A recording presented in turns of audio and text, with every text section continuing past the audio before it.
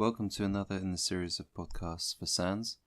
This time we'll be talking through what personal data breach actually is and what should occur if one is identified.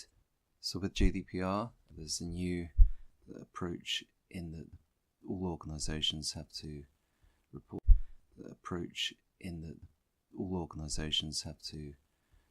particular types of personal data breach to the relevant supervising authority, as they call it. In this case, it would be the Information Commissioner's Office, or ICO. There's a requirement now to do any reporting of a breach within hours. This time frame is new to GDPR and can bring with it some significant issues in terms of being able to report breach within 72 hours, or even concerns of breach within 72 hours. It requires a lot of things to actually occur to be able to reach that deadline. Again, scenarios will have to be reported to the ICO. There's even a requirement that the organisation would have to actually consider whether there was a requirement to report to the ICO.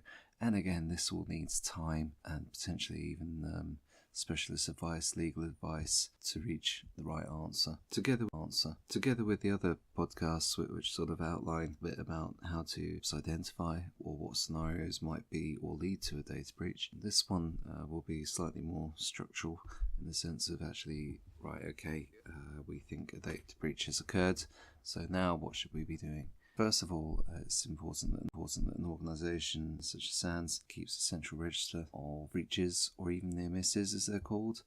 So this could be a scenario that for a day or so someone thinks that they've lost a file, perhaps a paper file of personal data, addresses, could be a notebook, a diary, or appointment book or something, and there's concerns that it was lost.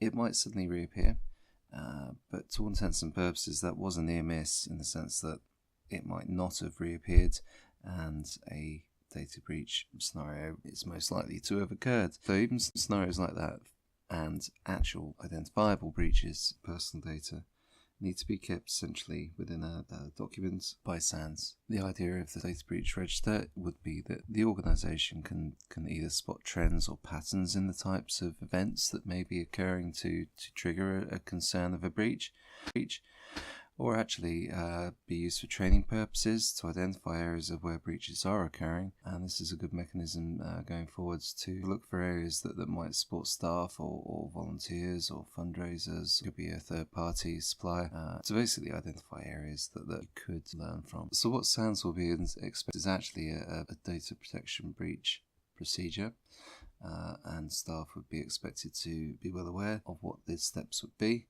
and also where branches or groups, in SANS case, are involved. Then also there would be an expectation on SANS that those supporters working as part of the groups would also know what should happen in the case of a breach. Also, third-party suppliers, where perhaps you may share personal data that you were responsible for, would also have a requirement to tell you, hopefully as soon as possible. Again, is part of a wider piece of work that SANS as an organisation needs to be doing with suppliers, is actually ensuring that they know of their requirement. And again, maybe this is a contractual tweak maybe implemented. Actually ensure that they will. SANS needs to know if they have concerns of a data breach that may personal data that has been entrusted to SANS. So essentially the steps to be followed if a breach is arisen, or even concerns of one. Firstly, it should be escalated to the person who's responsible for personal data at SANS. They will then be in a position to take this forward.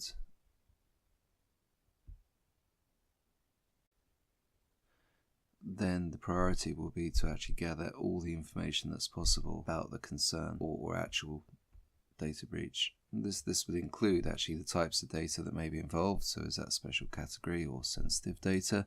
That could be health records or opinions or very just publicly sensitive, delicate personal data. Also, the scale of the breach. Is it likely to be high volumes, or is it could even be lower volumes of personal data breached? But actually the data that's being exposed could be significantly either embarrassing or confidential, or etc. So it's the impact to the personal data subject, but also the scale of what you're talking about. And also, actually, if the data breach is still in action, then steps need to be taken to actually stop whatever activity is going on, or certainly manage that activity to a point that actually the breach is no longer ongoing. That's no longer ongoing at that time. So those are the initial priorities: understanding the scale, understanding it is it still going on, and also understanding the impact that may be arising for the personal data subject. Next, it would be about considering whether you should inform the ICO about a breach.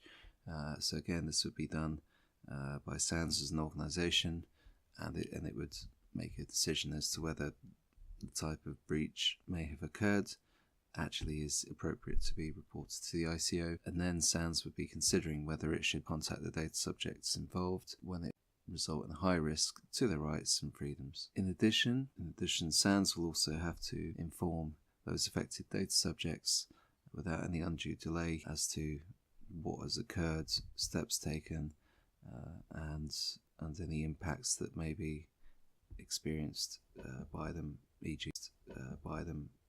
types of data that may be divulged or leaked, breached. SANS is also able then to advise the data subject of any steps that can be taken to maybe protect their personal data that may be compromised. So if it was financial data, say, and then SANS would be in a position to advise data subjects that perhaps inform their bank, cancel payment cards, keep an eye on statements, etc., etc. Again, the important thing is that actually within the centralized register, all data breaches or near misses are updated, documented in the appropriate manner. So now you'll understand what to do in the event of a data breach, or even a suspicion of a data breach may have occurred, what you've got to do to look after both any potentially exposed personal data, and also how to look after the data subjects, and also the obligations to